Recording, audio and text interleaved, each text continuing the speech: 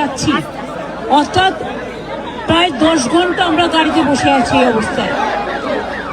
আপনাদের সবাইকে আমি আর দেব আমাদের পক্ষ থেকে শিউলিও আছে, আমরা ধন্যবাদ এবং কৃতজ্ঞতা জানাই, প্রণাম জানাই ও সালাম জানাই। এই কেশপুর আমি একদিন বলেছিলাম, হ্যাঁ অ্যাম্বুলেন্সটা ছেড়ে দিন, অ্যাম্বুলেন্সটা বেরিয়ে যান, আস্তে আস্তে জায়গা করে দিচ্ছি, বেরিয়ে যান। হ্যাঁ হ্যাঁ, পেশেন্ট আছে বলে আস্তে আস্তে বেরিয়ে যান। না না না, আপনি যান, চিন্তা করবেন না, আস্তে আস্তে যান, পেশেন্ট আগে যাবে। আমি আপনাদের যেটা বলছি, আমি এই কেশপুরের মাটিতে আগে অনেকবার এসেছি এবং আপনাদের এখানে যে অত্যাচার হতো ওই জামশেদ ভবনের নামে, সেই অত্যাচার, সেইগুলোই এখন বিজেপি হয়েছে। সেই অত্যাচারের বিরুদ্ধে একটার পর একটা ডেড বডি নিয়ে দিনের পর দিন যখন আমি কেশপুরে এসেছি, এই অত্যাচারের বিরুদ্ধে আমি বলেছিলাম সিপিএম এর শেষপুর এই কেশপুর থেকে হবে। আজও বলে যাচ্ছি,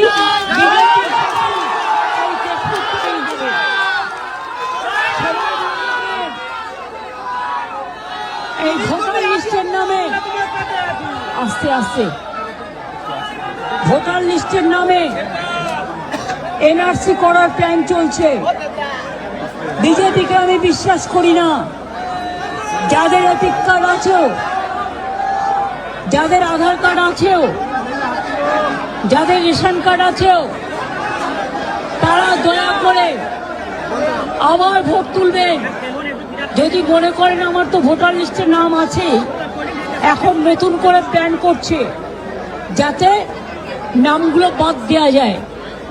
আপনারা জেনে রাখুন, আপনাদের গায়ে হাত পড়লে আমরা কেউ ছেড়ে কথা বলবো না, এবং এটা আমাদের লড়াই, অস্তিত্বের লড়াই, ঠিকানার লড়াই, সম্প্রীতির লড়াই, সংস্কৃতির লড়াই, মা বোনদের সম্মানের লড়াই, ছাত্র যৌবনের লড়াই, হিন্দু মুসলমান, তপশিলি আদিবাসী জনজাতি সবার লড়াই, হকার থেকে দোকানদার, সব ভাষা সব ধর্মকে নিয়েই।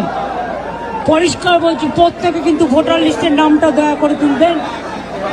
আর যারা বাইরে পরিযায়ী শ্রমিক হিসেবে কাজ করছেন কিন্তু অত্যাচারিত হয়ে ফিরে আসছেন, তাদের জন্য আমাদের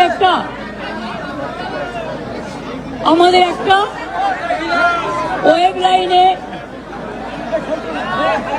একটা পোর্টাল আছে পরিযায়ী শ্রমিকদের জন্য। তারা সেখানে জানান যে আমরা ফিরে এসেছি, আমাদের সাহায্য করা হোক। তাহলে যারা ফিরে আসবে সঙ্গে সঙ্গে তাদের রেশন কার্ড করে দেবো, তাদের স্বাস্থ্যসাথী কার্ড করে দেবো,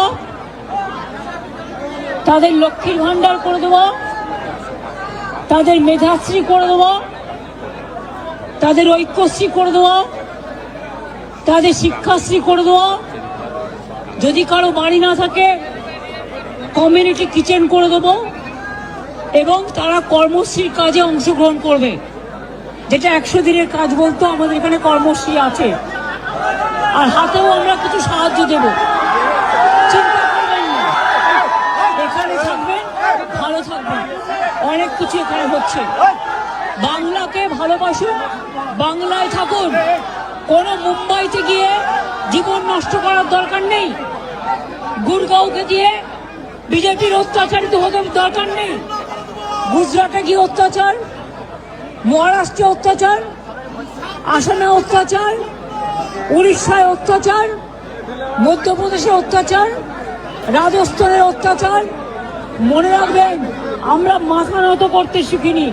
ফিরে আসুন বাংলা, আমরা যদি